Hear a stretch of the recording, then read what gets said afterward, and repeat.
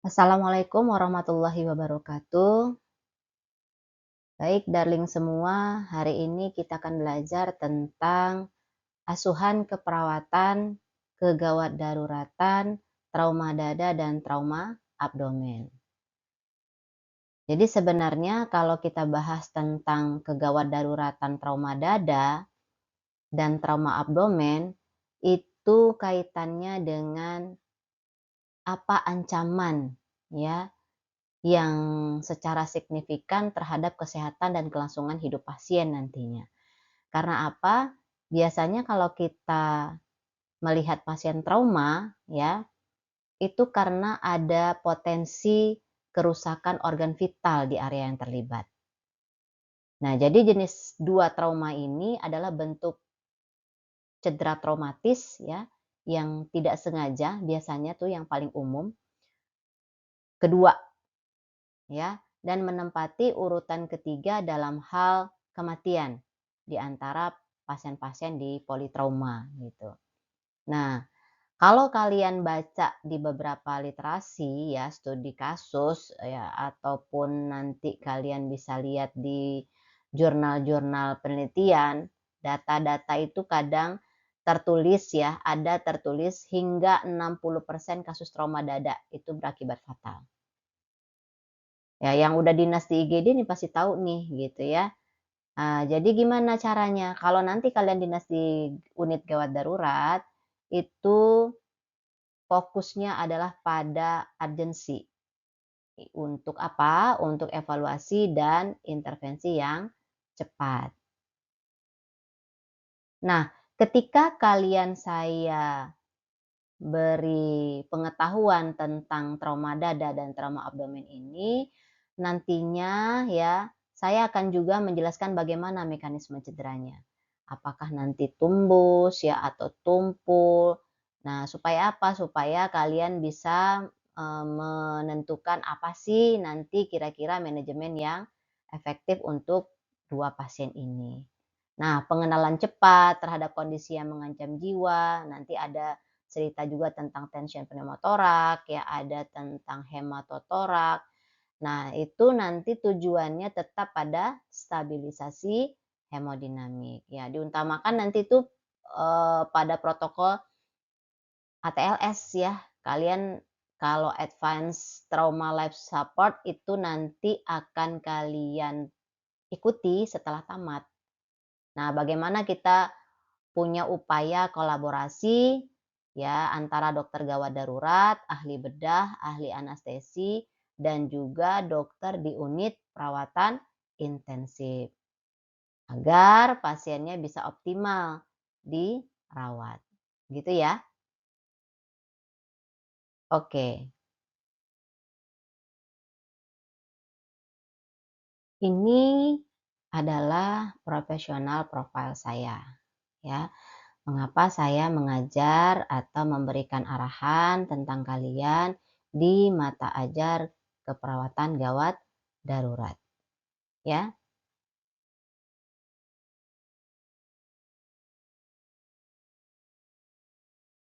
Kemudian capaian pembelajaran.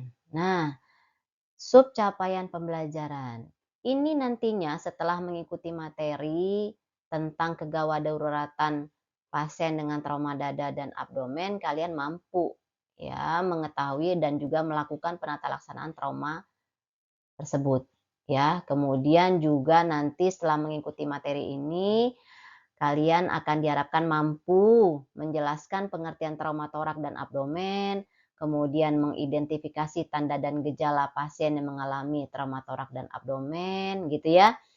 Kemudian melakukan pemeriksaan fisik pasien trauma torak dan abdomen. Terakhir nanti mampu melakukan penata laksanaan pasien dengan trauma toraks dan abdomen. Semuanya itu ya terkait dalam pengelolaan asuhan keperawatan pada pasien atau pada kasus kegawat daruratan trauma dada dan abdomen.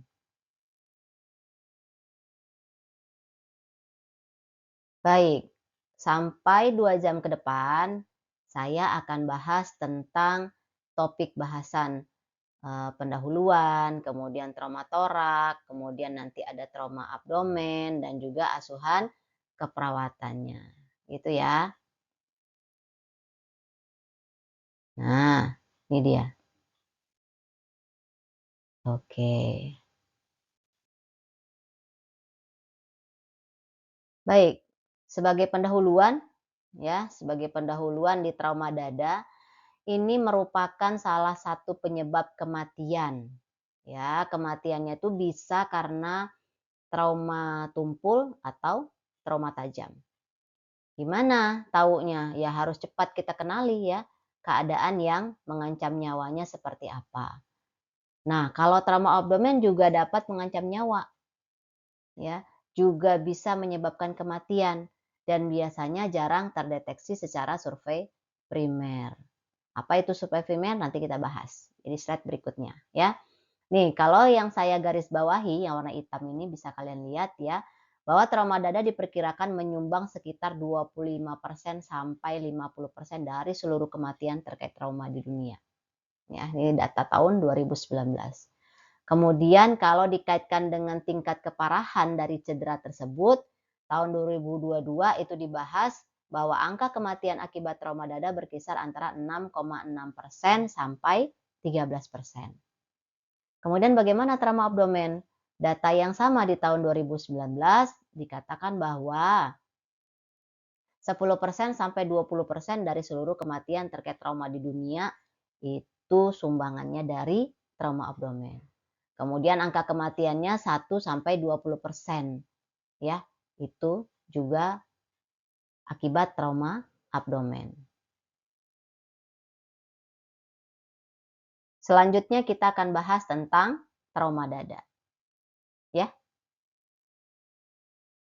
Apa sih trauma dada? Nah, trauma dada tuh banyak juga dikenal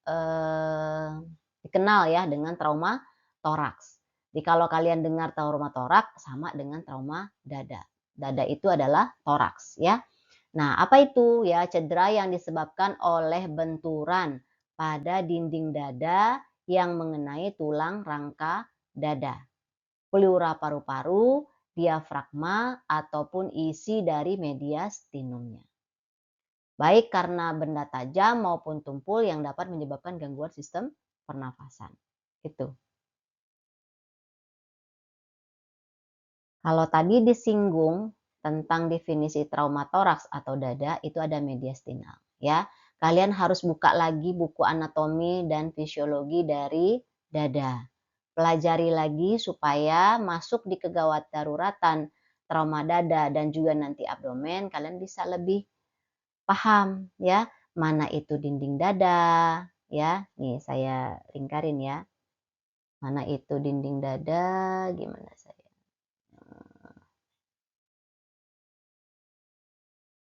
Hmm, mana ya?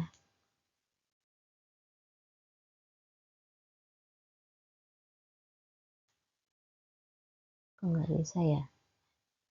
Nah, pakai pulpennya. Rada-rada ini nih. Hmm, hmm, ya sudah. Jadi itu, ini ya.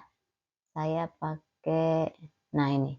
Mana itu dinding dada? Nah, ini kan dinding dada ya. Kemudian mana itu mediastinum? Ya, mediastinum, pleura dan paru. Nih, ya, pleura. Kemudian dia kan ada lapisan ya, lapisan parietal, lapisan visceral, itu kalian buka lagi bukunya. Kemudian jika kavum ya atau bagian dari pleura itu, ya rongga pleura itu tekanannya menjadi positif, ya, itu bisa kolaps parunya, ya.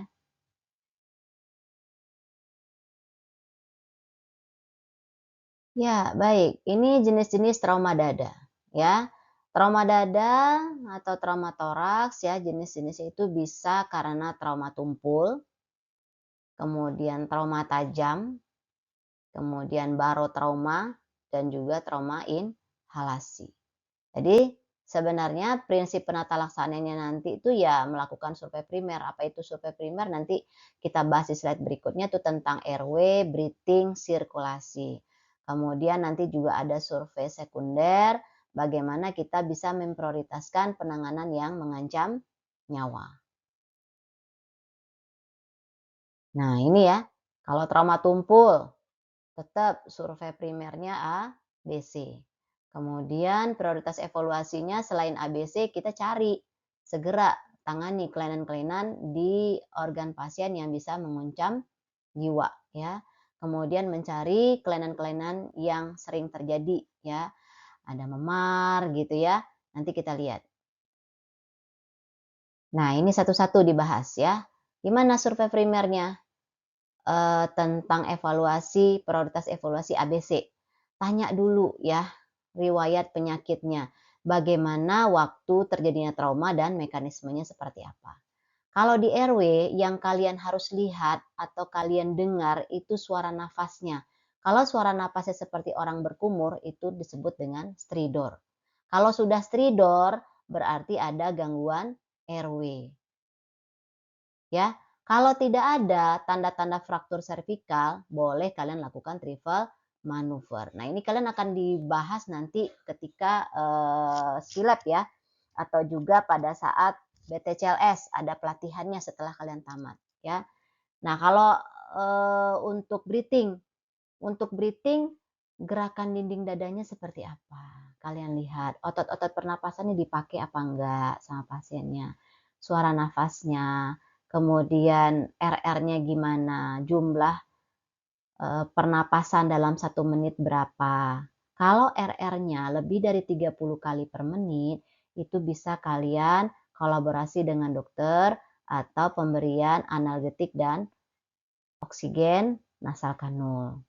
Jika belum ada perbaikan, ya RR-nya makin naik, bisa nanti kalian akan lihat pasiennya dipasang ET nih, ya endotracheal tube dan diberikan E2 per endotracheal tube tersebut.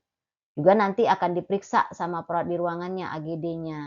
Nah, kalau tekanan oksigennya kurang dari 60 dan tekanan karbon dioksidanya atau PCO2-nya lebih dari 55, biasanya pasiennya dipasang ventilator.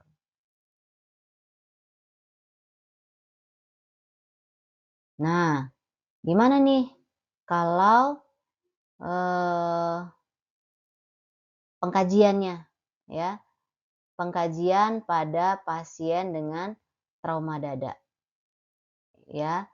Bagaimana bisa melakukan pemeriksaan pada pasien ya yang dicurigai mengalami trauma dada, yaitu dengan IAPP. Inspeksi ya, lihat kondisinya nih ya dadanya. Kemudian auskultasi, dengarkan ya. Tadi kan ada ABC tuh ya. Dengarkan. Kemudian apalagi? Palpasi, teraba nggak adanya fraktur pada dadanya ya.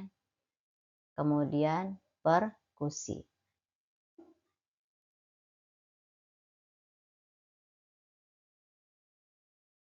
Nah, ini penjelasannya ya. Penjelasannya yang IAPP tadi.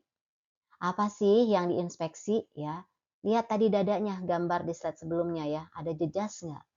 Ada luka nggak? Bagaimana pergerakan dinding dadanya? Apakah paradoksal? Kemudian ada perubahan bentuk nggak? Ya. Kemudian yang kedua, auskultasi bunyi napasnya. Seperti orang berkumur-kumur nggak? Ya, stridor tadi.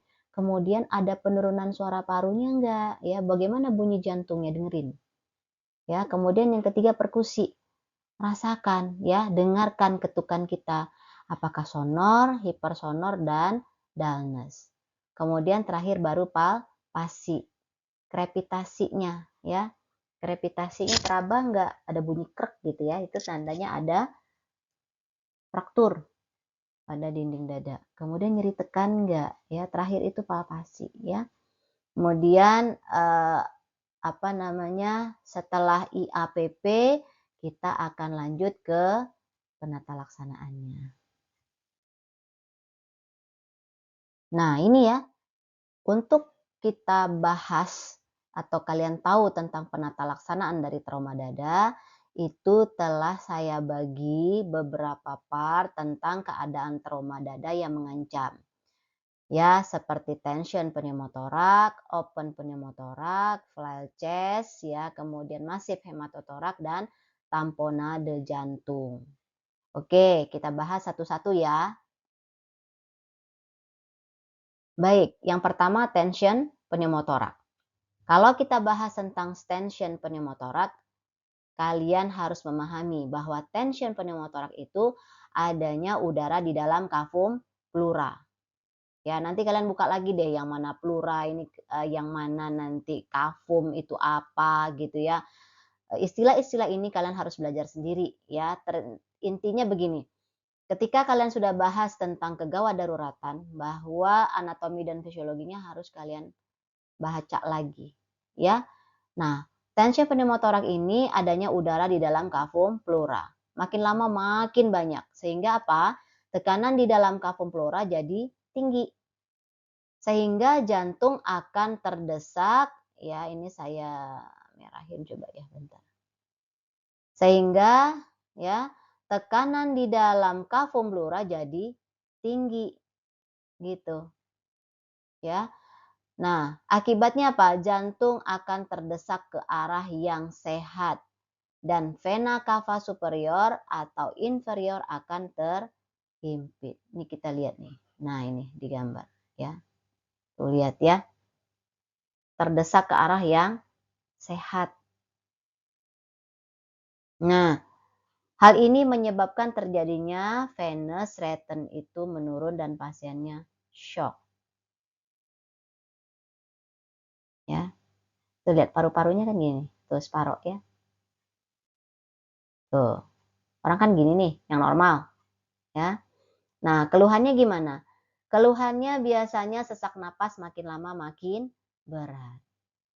Kalau pemeriksaan penunjang, biasanya nanti pasien akan di fototorak atau di ronsen AP dan PA. Anterior, posterior, atau posterior, anterior. Depan dan belakang atau belakang dan depan. Nah, ini ya. Kalau dilihat dari tanda dan gejalanya, ya, tension pneumotorak itu pasiennya sangat sesak napas. Ya, tuh nanti kelihatan di vena jugularisnya juga meningkat, di vena jugularisnya, ya. Kemudian takipnu pasiennya, ya. Terus pasiennya juga terlihat kolaps pada paru-parunya. Adanya deviasi trakea. Deviasi trakea itu trakea terdorong ke arah yang sehat. Kemudian venous return menurun. Sehingga apa? Ekspansi atau pengembangan dadanya jadi tidak simetris. Gitu ya. Nah, kalau di perkusi ya hipersonor pada daerah yang cedera. Kalau di auskultasi vesikulernya menurun. Ingat prinsipnya IAPP tadi. Nah, untuk penata laksanaan ya, penata laksanaan ini bukan kalian yang melakukan ya, tapi adalah perawat yang sudah tersertifikasi atau juga dokter. Makanya nanti setelah tamat ini kalian akan mengikuti pelatihan apa itu BTCLS ataupun ACLS ya, atau juga misalnya ATLS gitu. Jadi kalau bisa kalian lakukan pemberian oksigen, itu paling pertama kalian lakukan. Ya, kemudian nanti ada penata laksanaan seperti dekompresi dengan jarum besar di ICS. Ya, di ICS berapa? Ya, di ICS 5. Ya, anterior mid axillary. Ya, di pertengahan dari aksila bagian depan. Kemudian nanti akan juga dipasang chest tube-nya. Ya. Jadi ada mid clavicula di jarum besar ya. Salah ini ya. Nah, ini ya. Kemudian dia juga 5. Nah, ini sumber ATLS edisi 10. Kalau yang ini dipasang WSD chest tube ya, kemudian nanti ada dekompresinya di sini. Tuh. Ya.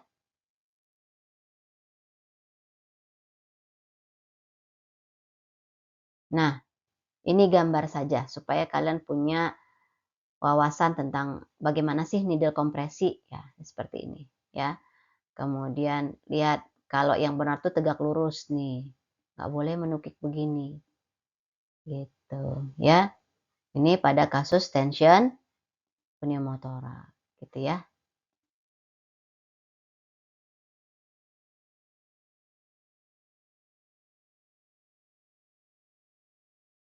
Baik, sekarang masuk ke keadaan atau kejadian yang mengancam jiwa pada trauma dada selanjutnya, yaitu open pneumotoraks. Open pneumotoraks itu khasnya adalah adanya luka terbuka di dada.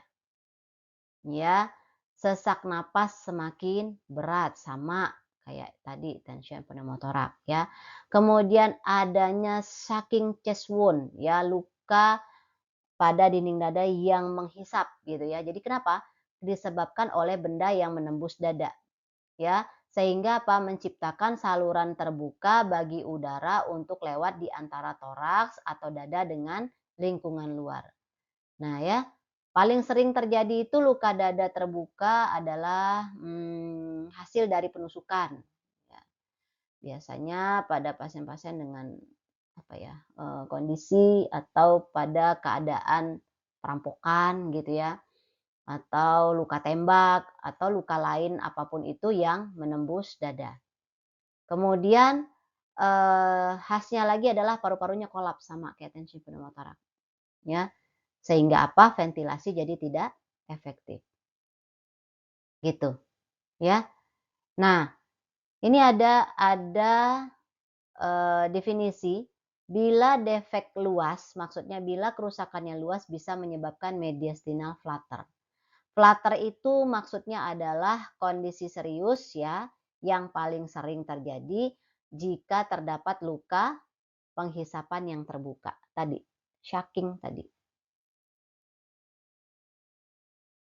Nah, pada kondisi ini organ dan jaringan mediastinum tuh bergerak bolak-balik. Nah, itu namanya mediastinal flutter. Nih, seperti ini. Nah, ini masuk keluar ya, ini tanda panahnya tuh masuk keluar ya. Dengan pergerakan udara yang masuk keluar dari luka. Karena apa? Ada tadi ya yang saya sampaikan bahwa adanya shocking chest wound.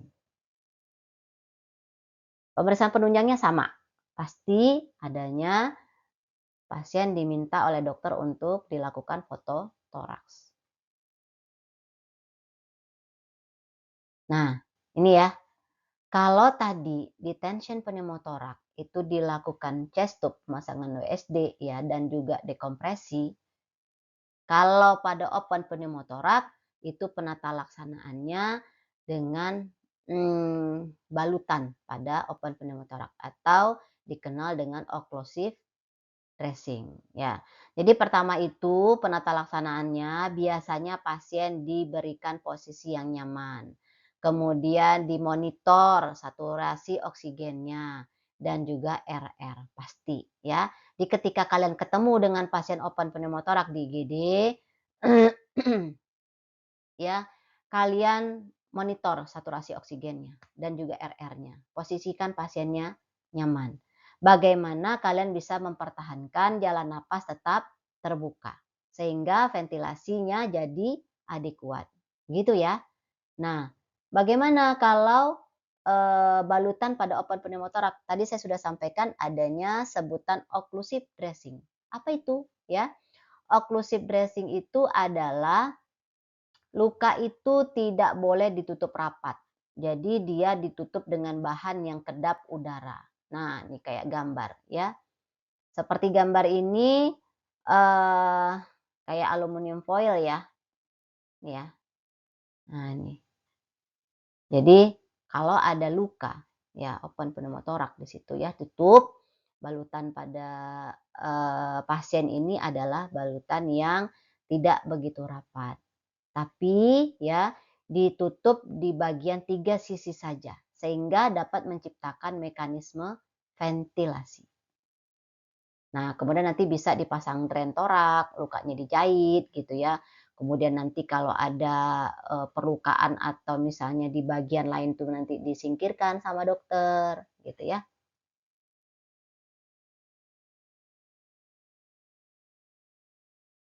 Nah, baik.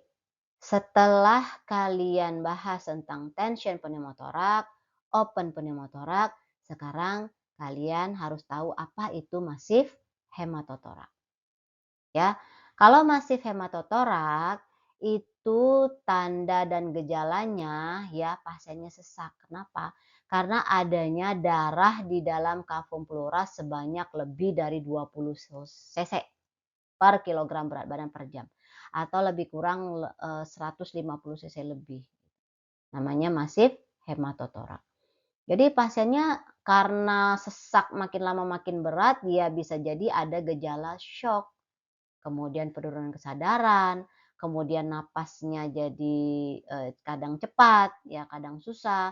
Nadinya kalau kalian raba itu halus, kemudian kalau diraba nadi radialnya sering nggak kerasa tuh, ya. Sehingga pada masif hematotoraks paling enak ngerabanya di tepi atau di nadi karotis, ya. Nah, kalian bisa lihat nih secara inspeksi, adanya ukuran antara dada kanan dan kiri ya, itu nggak simetris. Tuh lihat ya, ini saya merahin. Ini kalau di ronsen tuh nggak sama ukurannya ya. Ini udah terdesak begini. Nah, ini tuh. Nah, ya. Kemudian kalau kalian perkusi itu redup terdengarnya. Dan kalau auskultasi unvesikular, enggak kedengeran. Ya, secara normal. Kenapa? Karena pasien ini kurang oksigen di dalam darah, ya. Dan pasti penata laksanaan adalah ronsen fototorak. Penata laksanaan, maksud saya pemeriksaan penunjang. Nanti penata laksanaan kita bahas di slide selanjutnya ini, ya. Nah, ini ya, penata laksanaannya itu adalah bagaimana kalian bisa pertahankan jalan napas tetap terbuka. Ventilasi dan oksigenisasi ya, oksigenasi, pemberian oksigen itu kuat ya. Kemudian nanti kalian kalau dinas IGD itu pasiennya pasti dipasang infus ya dengan ukuran yang besar supaya apa? Supaya masuk cairan-cairan kristaloid. Kemudian bisa juga dilakukan dekompresi dada untuk mengeluarkan darah di dalam rongga dada ya, chest tube ya, dipasang chest tube, dipasang WSD. Nah, biasanya juga nanti dokter minta tuh pasiennya persiapkan darah yang sama untuk transfusi. Karena apa? Jika perdaraan lebih dari 1.500 itu indikasi nantinya torakotomi. Nah, kayak apa nanti kita lihat ya.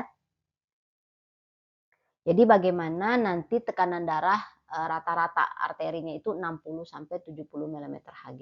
Jadi pasiennya benar-benar harus dimonitor ya. Nah, ini yang saya sebut tadi tindakan dekompresi ya. Dekompresi atau pemasangan chest tube adalah tindakan sederhana yang efektif untuk mengatasi trauma torak ya. Jadi chest tube dan needle thoracocentesis itu dilakukan di ICS kelima. Di bagian depan, bagian sejajar dengan aksila.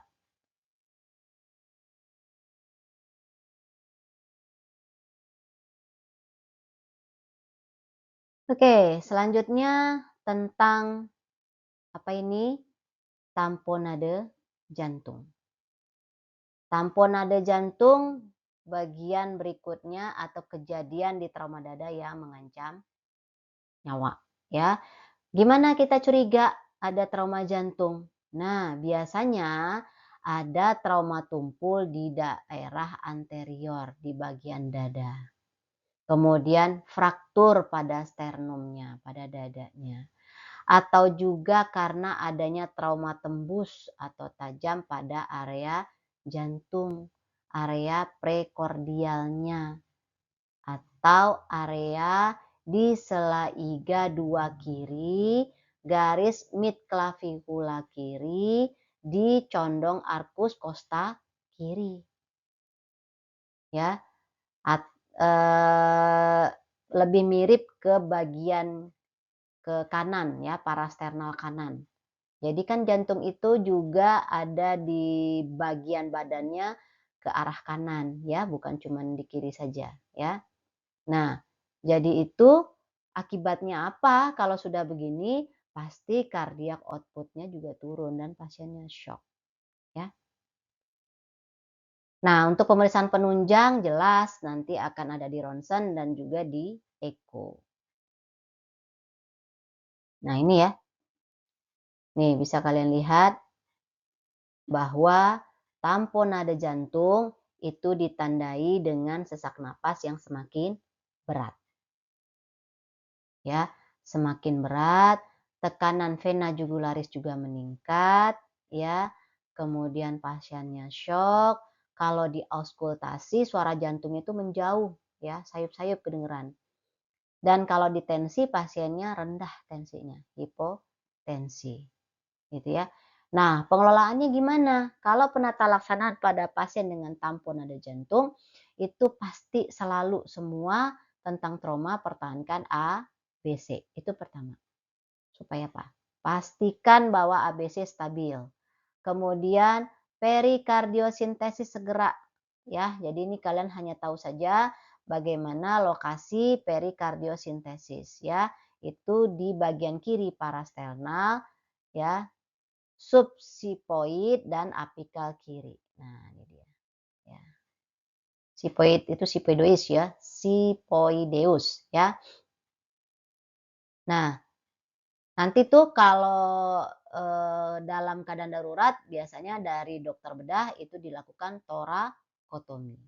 Selanjutnya apa? Di selanjutnya pasti ada resusitasi cairan dengan pemasangan IV line untuk meningkatkan tekanan vena selama proses persiapan operasi torakotomi. Nah, kalau torakotomi nggak bisa dikerjain segera gimana? Nah, ini dia perikardiosintesis bisa menjadi alternatif pilihan. Ya, di pertama itu dilakukan dulu perikardiosintesis, kemudian dievaluasi jika tidak membaik baru torakotomi. Ya, ya baik. Setelah kalian bahas tadi tentang trauma dada sebelumnya ya, apa itu aja? Apa itu aja? Apa aja itu? Jadi kebalik deh itu. Jadi yang pertama tadi apa? Open pneumotoraks, tension pneumotoraks, ya, kemudian masif ya, kemudian apalagi tadi, tamponade jantung, ya. Kemudian sekarang kita bahas tentang flail chest. Karakteristik dari flail chest itu sebenarnya kalau disebut adalah area toraks yang melayang, gitu ya. Nah, jadi ada multiple fraktur IGA lebih dari 3 atau sama dengan 3 secara berurutan. Nih kayak gini ya. Saya lihatin. Nah ini. Tuh ya. Nih. Ini ketika inspirasi ya. Kemudian nih ketika ekspirasi. Coba lihat gimana sakitnya ini terbentur ya di pasiennya ya. Nah, memiliki 2 garis fraktur. Kemudian gerakan paradoksikal ya, secara tidak beraturan dari sebagian dinding toraks akibat dari fraktur kosta segmental 4 atau lebih berurutan ya. Jadi sebenarnya ini menunjukkan apa? Menunjukkan bahwa pasien mengalami trauma hebat. Biasanya tuh kalau VLCS ada disertai trauma yang lain gitu, bukan cuman trauma VLCS aja ya, dari trauma dada yang lain juga biasanya ada VLCS-nya. Makanya kan tadi ada pemeriksaan IAPP, rasakan ya krepitasi tadi. Nah, kalau sudah begini biasanya menyebabkan berkurangnya kapasitas vital atau tidak efektifnya fungsi ventilasi. Susah pasiennya untuk inspirasi dan ekspirasi.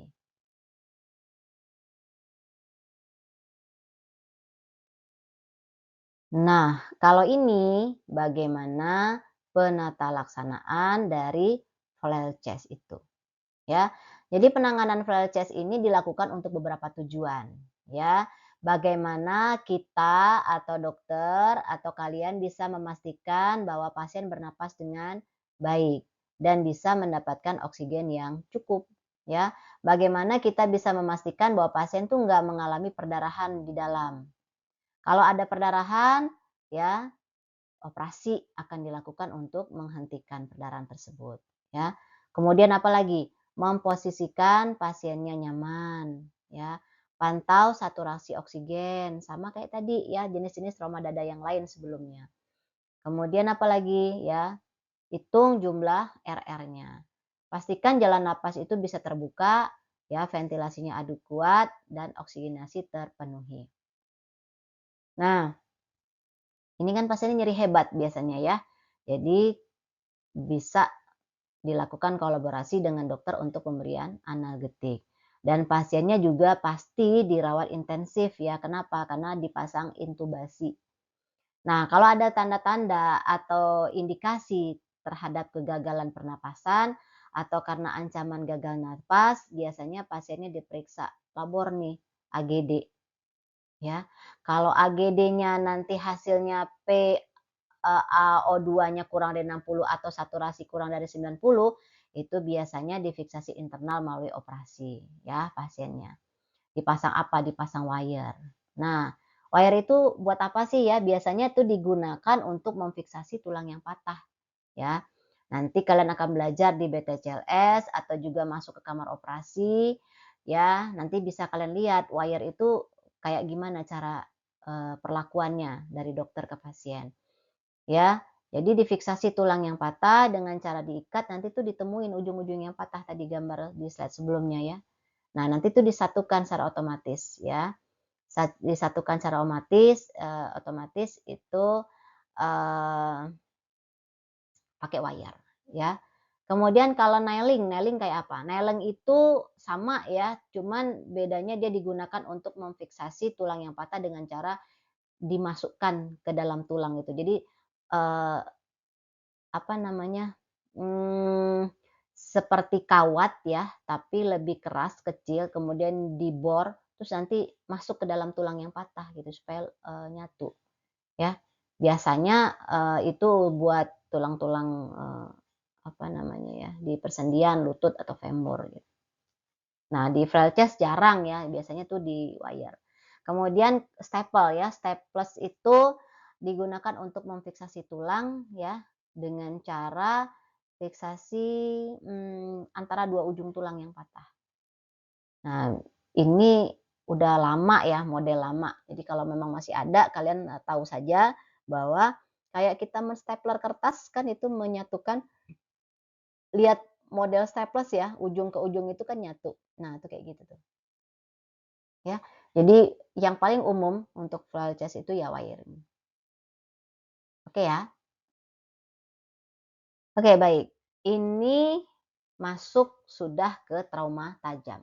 Kalau tadi kita bahas itu adalah trauma tumpul. Apa saja yang termasuk trauma tumpul sampai tadi file chest ya, dari tension pneumotorak ya, tension pneumotorak ya, kemudian ada tadi, eee open pneumotorak, tamponade jantung, file chest gitu ya, itu ditumpul. Sekarang masuk ke trauma tajam.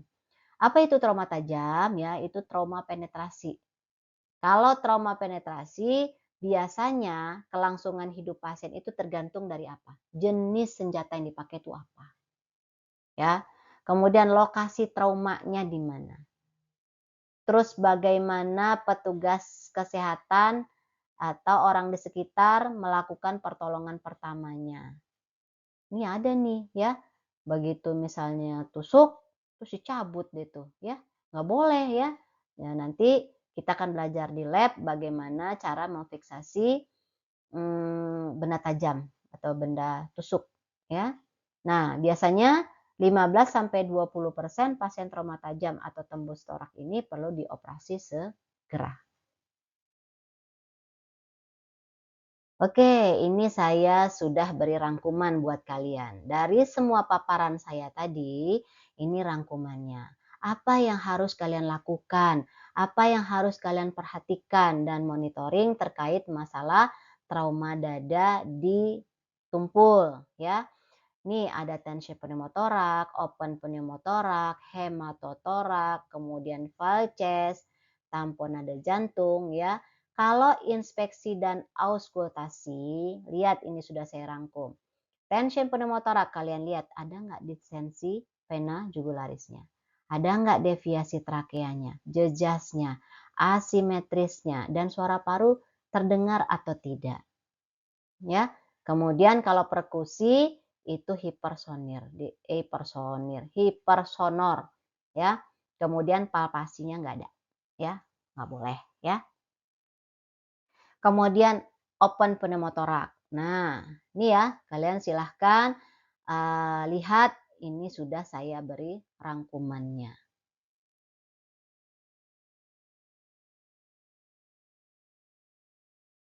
Nah, ini juga untuk penata laksanaannya ya. Kalau tadi tentang apa pengkajian yang harus kalian pahami, kalau ini apa penata laksanaan yang harus kalian ketahui ya. Bagaimana life savingnya, kemudian definitifnya gimana. Tadi ya, tension pneumotorak ada needle thoracocentesis, kemudian ada chest tube ya, pasang WSD, kemudian ada open pneumotorak, dipasang tadi occlusive dressing, ingat ya. Kemudian hematotorak, kemudian valces ya, torakotomi ya, torakotomi itu dibuka dadanya, kemudian nanti dieksplor, dilihat organ-organ di sekitarnya ya, itu torakotomi. Kemudian diberikan analgetik juga tuh valces karena nyeri ya. Kemudian tamponade jantung, ada perikardiosintesis ya. Nah, ini nih perikardiosintesis tuh, itu loh apa namanya, dikeluarin ya cairan di kantong perikardiumnya. Oke, nanti, kalian dengarkan lagi uraian saya di awal, di slide awal, kemudian ini rangkumannya, gitu ya. Ya, baik. Setelah kita belajar selesai tentang trauma abdomen, saya paparkan tentang trauma abdomen. Oh maaf, tadi trauma dada ya, salah saya. Jadi sekarang masuk ke trauma abdomen. Jadi trauma abdomen itu bagaimana kalian akan saya beri pengetahuan tentang cedera yang disebabkan oleh benturan pada dinding abdomen. Ya, biasanya mengenai 4 kuadran pada abdomen. Ya, sekali lagi nih, anatomi dan fisiologi dari abdomen harus kalian buka lagi, ya. Nah, ini ya, kalian lihat gambar nih. Bagaimana jenis trauma abdomen itu bisa disebabkan oleh adanya trauma tumpul dan trauma tajam. Jadi kalau trauma tumpul itu berdampak lebih besar biasanya saat abdomen mengalami distensi. Biasanya kalau pada ibu hamil nih, ya. Jadi kalau ibu hamil kena trauma tumpul itu luar biasa, ya. Nah, abdomen tuh paling sering kena trauma. Nih kayak gini nih, lihat di gambar ya. Yang kalian suka main pukul-pukulan gitu ya. Main apa namanya jago-jagoan gitu ya, perang-perangan nih kayak gini nih, tawuran ya, silakan saja uji nyali dengan benda tajam. Ya, nih benda akhirnya karena benda tajam jadi luka tembus gitu ya. Nah, mekanisme cederanya gimana? Potensi trauma abdomen dan perdarahan intraabdomen. Pasti ya, perdarahan di dalam abdomennya. Kalau kematian, itu ditentukan beratnya trauma dan keterlambatan diagnosis. Terlambat pergi ke pelayanan kesehatan. Nah, biasanya kalau orang-orang kena luka tembus, apa namanya ya, abdomen ini, itu disebabkan oleh perdarahan atau peradangan di rongga peritoneum. Nah, kalau penyebab itu tadi sudah saya bahas ya. Karena trauma tumpul, trauma tembus, tusukan benda tajam, dan juga luka tembakan. Ini lihat ya, tipe cedera berdasarkan organ yang terkena. Jadi kalau kuadran, 4 kuadran abdomen ya, ini harus kalian pahami nih, lihat lagi anatominya. Apa aja sih isi di kuadran kanan atas, isi di kuadran kiri atas, kemudian isi di kuadran kanan bawah, dan isi kuadran kiri bawah. Nih bisa aja gini dibagi. Nah, gitu ya. Oke, nanti kalian lihat. Apa aja isi di sini ya juga di sini dan di sini ya. Silahkan nanti kalian buka lagi buku anatominya. Kalau pada organ padat ya seperti hepar, limpa, ya di sebelah kanan nih pankreas nih ya. Nih liver ya, itu hepar, limpa ya, kemudian pankreas, ginjal itu biasanya perdarahan ya. Kemudian kalau pada organ berongga seperti adanya usus ya, duodenum, kemudian, saluran empedu, kemudian lambung, itu biasanya peritonitis. Nah, sedangkan pada ginjal dan kandung kemih itu deseminasi urin. Jadi urinnya kadang nggak keluar gitu ya. Kemudian sama dengan trauma dada tadi atau trauma torak tadi. Kalian harus memahami bagaimana pemeriksaan pada pasien dengan trauma abdomen, yaitu IAPP, inspeksi, auskultasi, perkusi, dan palpasi. Ya. Nah, inspeksi apa aja yang diinspeksi? Kalau dilihat dari tanda dan gejala, pasien itu kelihatan pucat, tampak jejas di abdomen, ada kekakuan otot abdomennya, ya, jejas, luka, mau lihat bagian depan, bagian belakang, apakah ada luka tusuk, kalau enggak ususnya keluar kah, atau pasiennya hamil kah, gitu ya. Itu harus kalian lihat. Kemudian kalau auskultasi, auskultasi bising ususnya gimana? Biasanya menurun, ya. Kalau di perkusi timpani enggak? Ya, di 4 kuadran diketuk ya. Nah, biasanya kalau pada pasien trauma abdomen itu redup ya. Kalau normalnya kan apa? Timpani ya. Kemudian palpasi. Kalau di palpasi ya, itu adanya nyeri tekan dan nyeri lepas. Jadi kalian tekan, kemudian kalian lepaskan tangan kalian. Ingat ya, pemeriksaan fisik abdomen, baca lagi bukunya. Terus di palpasi perhatikan dulu berapa usia kehamilannya ya. Nah, atau nyeri di seluruh bagian abdomen. Itu harus kalian perhatikan ya. Nih, gambar retroperitoneum, peritoneum ya. Mana peritoneum, mana retroperitoneum, di depan dan di belakangnya seperti apa. Kalau ruang abdomen, di ruang peritonealnya itu ruang keadaan sebenarnya ya. Isinya apa sih gitu ya. Ada usus besar, ada halus ya, ada limpa, hepar, lambung, kantung empedu, dan juga organ reproduksi. Kalau di belakangnya gimana? Di belakangnya ada ginjal, ada ureter, kandung kemih, reproduksi, ada vena cava inferior, ada aorta abdomen, ada pankreas, ada kolon, ada rektum dan juga sebagian duodenum. Nah, ini yang harus diperhatikan ruang-ruang abdomen kalau kena trauma.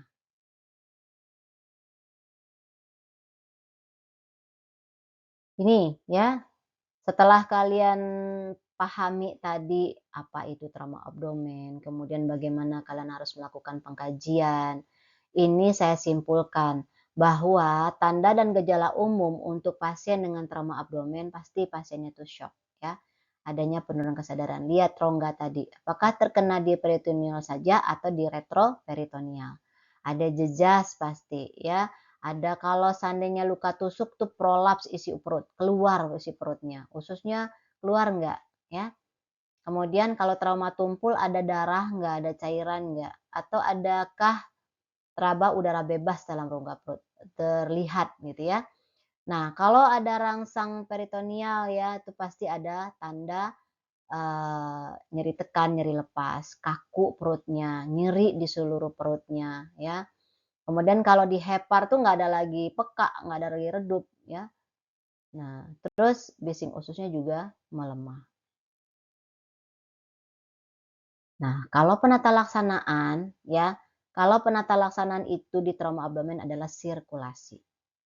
Selain kalian tadi pengkajian, penata laksananya adalah observasi tanda syok, karena pasiennya kan penurunan kesadaran tuh, ya. Nah, kontrol perdarahan yang di luar, ya, kemudian balut luka yang terbuka, kasih, biasanya pasien ini diberikan sama dokter RL, ya, hangat, kemudian infus 2 jalur, jarumnya besar, kemudian diguyur, ya. Nah, nih, ya, lihat gambar. Kalau ketemu pasien begini, tutup ya organ yang keluar ini dengan kasa steril yang lembab. Dan selama perjalanan ke pelayanan kesehatan atau ke rumah sakit selalu dibasahi dengan NaCl. Nah, kalau seandainya bendanya masih menancap atau misalnya ada trauma tusuk ya, trauma tajam yang lain, misalnya kena pisau atau kena pecahan kaca atau apapun itu jangan dicabut. Kenapa? Karena benda itu bisa jadi sebagai pelindung dari perdarahan yang beresiko ya, jadi sebagai tampon di pasiennya. Ada teknik fiksasinya, nanti kita belajar di lab ya. Oke, ini pengetahuan buat kalian tentang penata laksanaan cedera abdomen ya. Dia sebenarnya kalau ini sudah bersama tim ahli ya, atau sudah tersertifikasi untuk melakukan pemeriksaan dan juga penata laksanaan pada cedera abdomen. Jadi kalau penanganan awal pada trauma tajam itu biasa seperti tadi, kalian posisikan nyaman, pantau saturasi oksigen, respirasi rate-nya dihitung, kemudian kalian pertahankan jalan napas yang bisa terbuka atau tetap terbuka, ventilasi dan oksigenasinya adekuat atau aman gitu ya. Nah, kemudian benda yang masih menancap nanti jangan dicabut, difiksasi ya. Kemudian kalau organ yang keluar nanti jangan dimasukin ya. Kayak tadi harus dilembabkan ya dengan NaCl. Misalnya terus tutup ya dengan kasa steril yang dikompres dengan NaCl tadi, lembab ya. Kemudian pasiennya jangan bergerak, diimobilisasikan. Nah, terus gimana? Pasiennya jangan diberikan makan atau minum, ya. Itu yang bisa kalian lakukan. Sedangkan kalau untuk yang tersertifikasi atau misalnya pengetahuan buat kalian bahwa penataan laksanaan cedera abdomen itu bagaimana? Ya, ada primary survey dan juga secondary survey. Tetap 3A, ya. Kemudian cek respon, minta bantuan. Ini sudah belajar ya, belajar tentang, bagaimana RJP ya. Ada kalian tuh, kan sudah diajarin di kelas bagaimana penanganan pasien, tidak sadar ya. Kemudian cek respon pasien dan juga minta bantuan. Ini kalau di lapangan ya, kemudian juga dirawat inap ya, dimanapun dirawat inap, di IGD gitu ya, datang pasien, kemudian ada cedera abdomen, ini dilakukan biasanya. Nah, pemasangan neck collar ya, kemudian breathing, ini pemasangan neck collar kalau nggak ada neck collar di lapangan kalian ketemu ya pakai apa aja, misal sendal jepit juga boleh ya, yang penting itu ada tekniknya, kalian pahami tekniknya. Breathing, ya tadi kalian pastikan saturasi oksigennya gimana, aman nggak? Kemudian respirasi rate-nya gimana gitu ya. Kemudian kontrol perdarahan jangan dicabut. Nah, itu yang tadi saya sudah sampaikan di awal. Ya. Kemudian konsul, kalau dia sudah sampai di IGD biasanya dikonsulkan oleh dokter di IGD ke dokter DPJP-nya untuk sitolaparotomi ya, untuk operasi. Kemudian periksa GCS, pupil, ya, adakah lateralisasi, kemudian di exposure dilihat ya A, B, C, D, E, F, G, H, I ya. Itu sudah diajarin ya di kelas, silahkan saja kalian ingat kembali apa saja yang harus di exposure, kemudian dipasang Foley kateter, pasang NGT, ingat juga apa kontraindikasi untuk terpasang NGT ya. Kemudian dipasang heart monitor dan dilakukan scanning abdomen ya atau USG abdomen gitu. Nah, kalau secondary ya head to toe tadi itu yang harus kalian pahami. Dan persiapan rujukan ke kamar bedah. Gitu ya.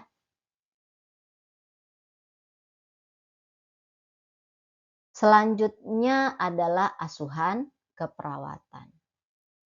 Di asuhan keperawatan, setelah kalian memahami trauma dada dan juga trauma abdomen, bagaimana kalian bisa melakukan semua rangkaian kegiatan tadi itu yang diberikan langsung kepada pasien itu dicatat ya. Kemudian kalian tegakkan diagnosis keperawatannya, kalian rencanakan mmm, asuhannya apa yang akan diberikan kepada pasien sesuai dengan diagnosis keperawatannya dan juga kalian lakukan tindakannya. Supaya apa? Supaya kalian tidak melanggar pada pedoman di standar keperawatan, kode etik, dan juga etika keperawatan. Gitu ya?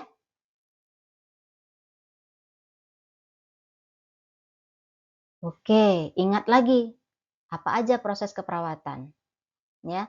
Di proses keperawatan, kalian harus tetap mengingat apa saja yang termasuk dalam proses keperawatan. Tentu yang pertama adalah pengkajian. Kedua, diagnosis keperawatan. Kalian rumuskan diagnosis keperawatan itu berdasarkan hasil pengkajian, ya. Kalian kumpulkan data-datanya. Bagaimana data subjektifnya ada apa tidak. Kemudian kalian lihat eee, apa penyebabnya. Setelah itu baru dirumuskan diagnosis keperawatan. Selanjutnya adalah menentukan apa intervensi yang tetap atau yang tepat buat pasien ini berdasarkan diagnosis keperawatan. Terus kalian lakukan tindakannya. Selanjutnya adalah evaluasi. Jangan lupa ya. Oke, semua tadi ya, proses keperawatan mulai dari pengkajian, merumuskan diagnosis, intervensi keperawatan ditentukan, dilaksanakan tindakan keperawatannya sampai nanti kalian evaluasi. Ini harus berpedoman pada SDKI untuk diagnosis ya, SLKI untuk luarannya ya, kemudian PSIKI untuk intervensinya ya, dan bagaimana kalian melakukan tindakan benar sesuai dengan standar prosedur operasional yang sudah ditetapkan oleh PPNI. Kalau ini diagnosis keperawatan trauma dada. Silahkan kalian sesuaikan dengan kondisi pasien kalian masing-masing nanti di gawat darurat ya, atau di ICU atau di kasus-kasus yang kalian dapatkan ya. Bahwa kalau trauma dada ya itu pasti pembersihan jalan napas tidak efektif, pola napas tidak efektif, pertukaran gas terganggu, resiko infeksi, intoleransi aktivitas, kecemasan, penurunan jantung, perfusi jaringan yang terganggu ya, penanganan individu yang tidak efektif dan pemeliharaan kesehatan yang berubah. Nanti ini kalian sesuaikan juga dengan domain-domain di diagnosis keperawatan pada SDKI dan juga buat luarannya serta buat SIKI-nya ya. Ini menjadi tugas ya buat kalian ya. Jadi setelah ini, setelah kalian mendapatkan diagnosis keperawatan, selanjutnya kalian akan membuat domain dari diagnosis keperawatan ini juga buat SIKI dan buat SLKI dan SIKI-nya ya. Oke, ini untuk trauma abdomen. Ya, ada 8 diagnosis keperawatan yang harus kalian buat SLKI dan juga SIKI-nya. Pola napas tidak efektif, nyeri akut, resiko shock, gangguan pertukaran gas, resiko infeksi, kecemasan, mobilitas fisik, dan pengetahuan yang kurang. Ya, baik, sampailah pembelajaran ini pada kesimpulan. Bahwa yang bisa saya simpulkan buat kalian untuk cedera pada dada dan juga perut ya, toraks dan abdomen, ini sering terjadi akibat dari trauma ya, baik disengaja maupun tidak disengaja dan bisa sangat berbahaya. Ya. Nah, kalau sudah kena anatomi di area dada dan perut ya, itu bisa menyebabkan kekurangan oksigen. Nih, penurunan volume darah atau keduanya. Pastinya ini bisa langsung mengancam nyawa ya. Kalau kalian tidak segera terlihat, ya tidak segera melihat pada beberapa cedera pada pasien ini di awal pemeriksaan IGD, itu tetap harus kalian deteksi karena apa? Bisa beresiko tinggi terjadinya penurunan kondisi pada pasien yang menyebabkan mengancam eee, nyawa pasien sehingga lebih lama dilakukan penyelamatan nyawanya gitu ya. Nah, jadi kalau ini pasti kalian harus melakukan pemantauan ketat ya. Kemudian nyeri ya, kalian harus lakukan kolaborasi ya. Penata laksana juga kolaborasi, intervensi cepat dari tenaga medis dan ingat semuanya harus ada di dalam dokumentasi asuhan keperawatan. Oke, baik. Ini bahan bacaan yang bisa, memperkaya kalian untuk lebih memahami apa yang sudah saya paparkan. Silahkan kalian belajar mandiri, kalian bisa buka buku e-book ya, dan juga di perpustakaan di kampus tentang trauma abdomen dan trauma dada. Terakhir penutup dari saya ya, bahwa jangan lari dari masalah karena semakin jauh kalian berlari, maka kalian tidak akan bisa kembali ke titik awal masalah yang seharusnya kalian selesaikan, ya. Ini sederhana, tapi cara pikir itu bisa sangat menolong hidup kalian. Oke, sampai di sini saya memberikan materi tentang asuhan keperawatan kegawat daruratan pada cedera abdomen, ya, trauma abdomen dan juga trauma toraks atau trauma dada. Silahkan kalian membentuk diskusi kelompok untuk membahas tugas asuhan keperawatan yang saya sampaikan tadi. Itu saja, silahkan berdiskusi. Saya akhiri dengan Assalamualaikum warahmatullahi wabarakatuh.